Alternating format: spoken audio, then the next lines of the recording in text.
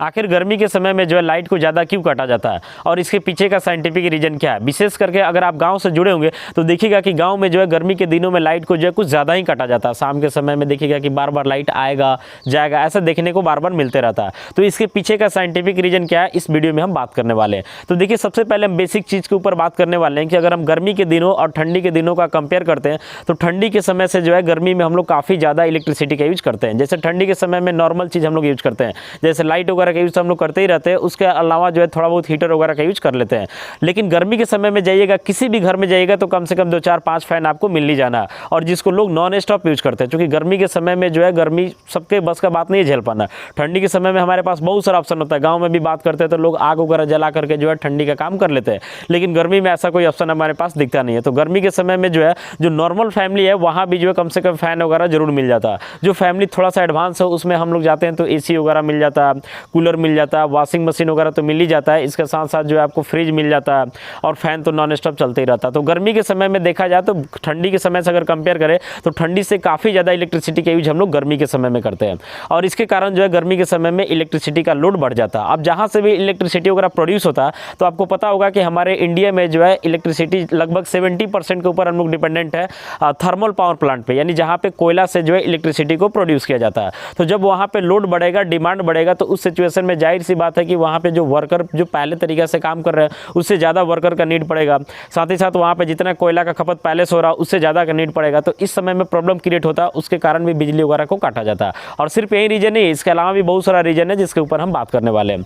गर्मी के समय में एक तो आप देख लीजिए कि लोड बहुत ज़्यादा बढ़ जाता है। जितना नॉर्मल जैसे आप ही के फैमिली से आप कंपेयर कर लीजिए तो जितना आप ठंड के समय में जो है बिजली का यूज़ करते हो उससे हमको लगता है कम से कम 2 गुना का यूज आप लोग गर्मी के समय में जरूर करते होइएगा, या फिर हम भी करते होंगे। ठीक है, अगला कारण क्या हो जाता है कि गर्मी के समय में क्या हो जाता है कि जितना भी वायर वगैरह, जितना भी इलेक्ट्रिकल अप्लायंस वगैरह, इसका हीट जो है काफ़ी ज़्यादा हो जाता है। और आपको पता होना चाहिए कि वायर में एक रेजिस्टेंस फैक्टर भी काम करता है। रेजिस्टेंस का काम क्या होता है कि किसी भी वायर में जब रेजिस्टेंस बढ़ जाता है तो रेजिस्टेंस बढ़ने के बाद जो है करंट को डिस्टर्ब करता है, यानी करंट को प्रॉब्लम क्रिएट करता है जाने में। और वहीं जब रेजिस्टेंस कम रहता है तो करंट आसानी से जाता है। तो गर्मी के समय में क्या होता है कि टेम्परेचर काफ़ी ज़्यादा रहता है। टेम्परेचर ज़्यादा रहने के कारण वायर का रेजिस्टेंस बढ़ जाता है। जब वायर का रेजिस्टेंस बढ़ जाएगा तो उसमें करंट को जाने में भी प्रॉब्लम क्रिएट होता है। तो होता क्या है कि जितना भी स्टेशन है, पावर स्टेशन है, सब स्टेशन है, वहाँ पे भी बहुत सारा इलेक्ट्रिसिटी से रिलेटेड हम लोग अप्लायंस वगैरह का यूज़ करते हैं, जैसे यहाँ से वहाँ करंट को कैसे जाना है।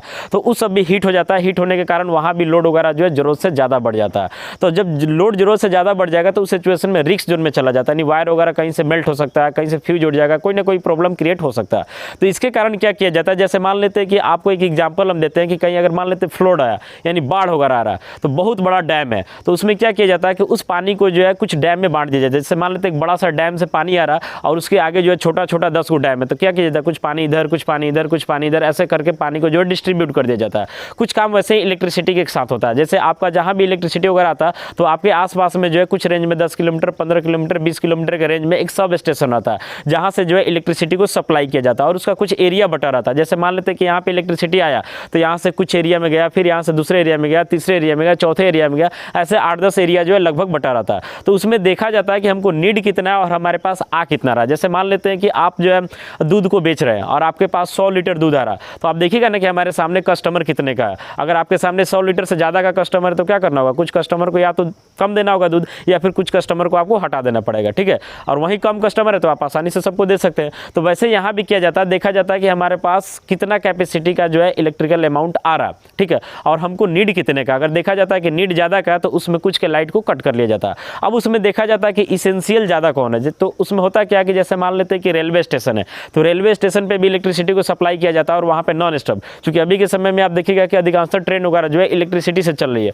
तो उस सिचुएशन में अगर इलेक्ट्रिसिटी को कट कर लिया जाएगा तो पता चलेगा कि ट्रेन जहाँ पे है वहीं पर रुक जाएगी। तो वहाँ पे पहले फोकस रखा जाता है कि यहाँ पे इलेक्ट्रिसिटी को कट ना किया जाए। उसके बाद हॉस्पिटल्स वगैरह पे फोकस किया जाता है कि हॉस्पिटल्स पे जो इलेक्ट्रिसिटी को कट नहीं किया जाए। साथ ही साथ बिजनेस से जुड़े हुए लोग हैं, जैसे बड़ा बड़ा कंपनी वगैरह जो इलेक्ट्रिसिटी से रन कर रहा है, तो वहाँ भी प्रयास किया जाता है कि इलेक्ट्रिसिटी को कट ना किया जाए। अब वहीं उससे जुड़ा हुआ गाँव वगैरह है तो गाँव की इलेक्ट्रिसिटी को काट लिया जाता है, सोचा जाता है कि यहाँ पे कोई ज़्यादा इंपॉर्टेंस नहीं है, और कुछ समय के बाद जैसे ही फिर पावर मेंटेन होता है तो गाँव की इलेक्ट्रिसिटी को सप्लाई कर दिया जाता है। तो पावर स्टेशन पर जो बैठे रहते हैं उनको बार बार देखना रहता है कि हमको नीड कितने का है और हमारे पास आ कितना रहा। तो उसके अनुसार देखते हैं कि अगर उनको नीड ज़्यादा का है, आ कम रहा, तो फिर देखते हैं कि कहाँ पे इसेंशियल कम है, वहाँ की लाइट को बार बार काट लिया जाता है। तो गर्मी के समय में होता क्या है कि ज़रूरत से ज़्यादा लोड हो जाता है, यानी एक तो जितना हम लोग ठंड के समय में बिजली यूज़ करते हैं उससे 2 गुना से भी ज़्यादा हम लोग यूज़ गर्मी के समय में करते हैं। तो पावर स्टेशन पर लोड वगैरह काफ़ी ज़्यादा बढ़ जाता है। और साथ ही साथ जो है जहाँ से इलेक्ट्रिसिटी को प्रोड्यूस किया जाता है वहाँ भी लोड बढ़ जाता है, वर्कर का लोड बढ़ जाता है, जो नीड पहले से उससे काफ़ी ज़्यादा चीज़ बढ़ जाता है, जिसके कारण जो इलेक्ट्रिसिटी को ज़्यादा काटा जाता है। तो मेनली रूप से यही रीज़न है कि ठंड के समय से अगर हम गर्मी का कंपेयर करें तो गर्मी में जो इलेक्ट्रिसिटी का कट ज़्यादा होता है। इसका साइंटिफिक रीज़न आपको इस वीडियो को देखने के बाद समझ में आ गया होगा। मिलेंगे अगली वीडियो में। Thank you.